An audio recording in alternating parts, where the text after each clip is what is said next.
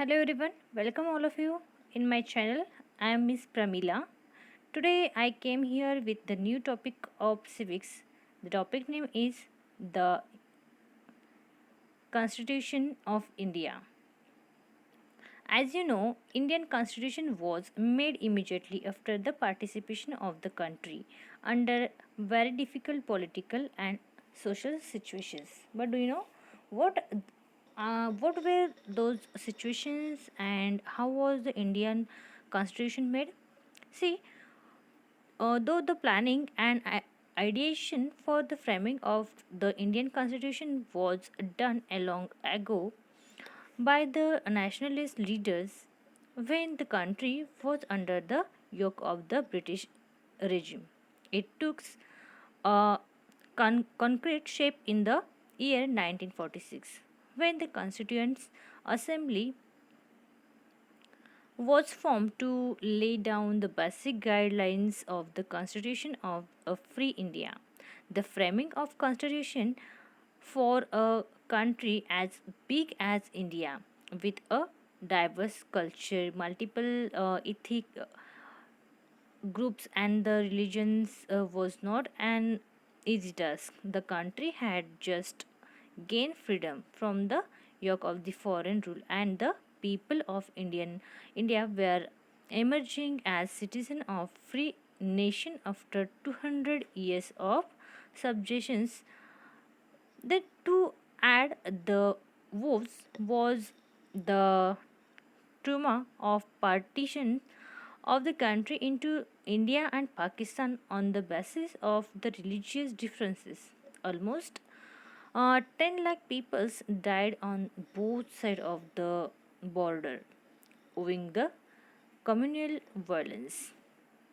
So, in the framing of the Indian Constitution, we'll see that today almost every country in the world has constitution. In fact, all democratic countries have constitutions, but a country which has a constitution may not always be democratic. During the British colonial rules, India did not have a constitution. The country was running according to the law made by the British Parliament. The people had to follow the rules even though they had not been involved in their making.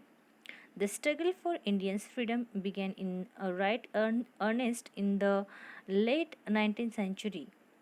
In the early decades for the 20th century, the leaders of the freedom struggle began to actively discuss and plan about India's future constitution. They often discuss about framing rules and guidelines which would benefit the people of our country. Experience of authoritarian rule during the British regime convinced the leaders that India had to do be a democratic country. The leaders dreamed of the country in which all peoples are treated equally and have the privilege to participate in the government of the country. In 1934, the Indian National Congress demanded for a constituent assembly to make a constitution for India, though the idea were very clear in the minds of the leaders. The actual laying down of the law according to which the democratic government was to be set up started only in July 1946. These laws were made by a group of people who meet periodically for 3 years to draft the constitutions. A drafting committee was formed, chaired by the Dr. Bhimrao Ambedkar. The Constituent Assembly had representatives from all sections of the society. It consists of around 300 members. These framers of the Constitution debated on the various challenges thrown by the multicultural, heterogeneous nature of the country and population. So, the challenges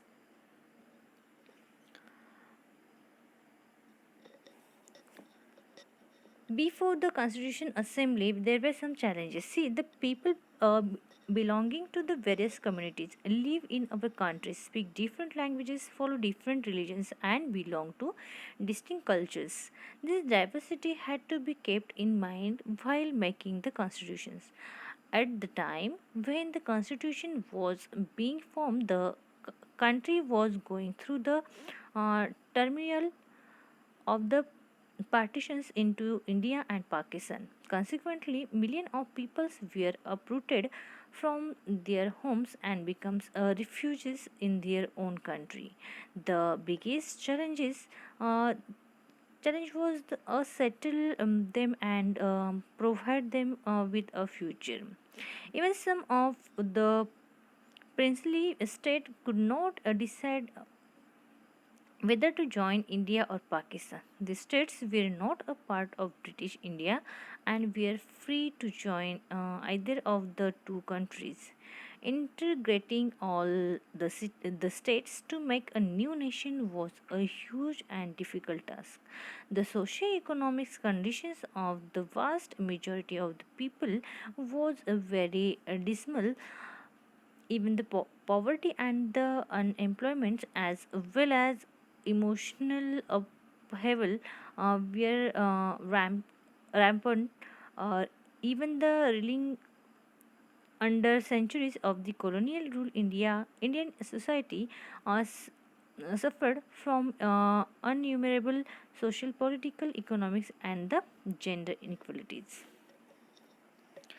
See, the framer of the Constitution had to keep in mind those certain concern and make the document which would safety the political, emotional, and the social economics need to all the segment of the society while respecting their diversity and the protecting national unity. They had to make guideline which would guide the country in the years to come. They finally frame a constitution which is comprehensive, dynamic, and the adaptive. It had to be comprehensive and the dynamic, which could be adapted to the needs of the changing times and focus on the freedom, equality, and justice for all. After a long debate and a discussion of over 2 years, 11 months, and 17 days to be exact, the new constitution was passed on 26 November 1949. It came into effect on 26 January 1950. We declared this day as a Republic Day.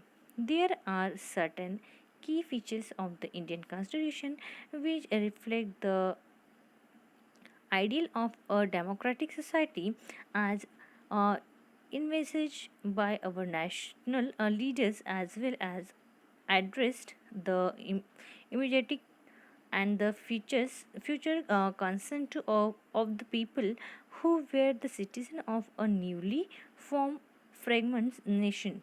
These ideals are documented in a concise manner in the preamble of our constitution.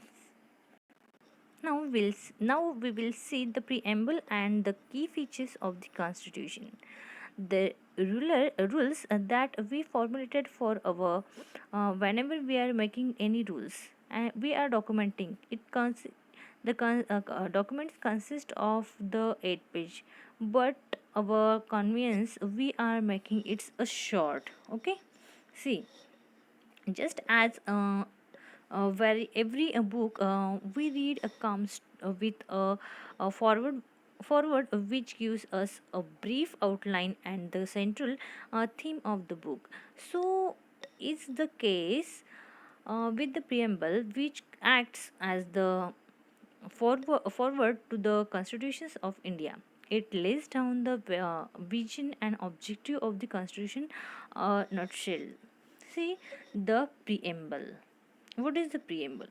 The preamble is the key to the constitution as it tells about the goals, objective, and ideal of the constitution, and the preamble to the Indian constitution is highly regards for its originality, It is holistic in the approach in highlighting so many subjects. So the constitution of India wanted India to be a sovereign socialist secular and democratic republic state. It also wanted to ensure equality, fraternity and justice for every individual in the country, and preserve unity and integrity of the country. So there are some key features of the Indian constitutions, like federalisms, then parliamentary form of government, then the suppression of the power and the independence of the judiciary, the secularism and the fundamental rights and directive principles of the state policies. There are our constitution have given us a seven fundamental rights. In that, there are the rights included, like right to equality, then right to freedom, even right against exploitations, also the right to freedom of religions, even the cultural and educational rights, and also included the right to constitutional remedies, and the last one is the right to the education. So these seven fundamental rights have given by our constitution to every uh,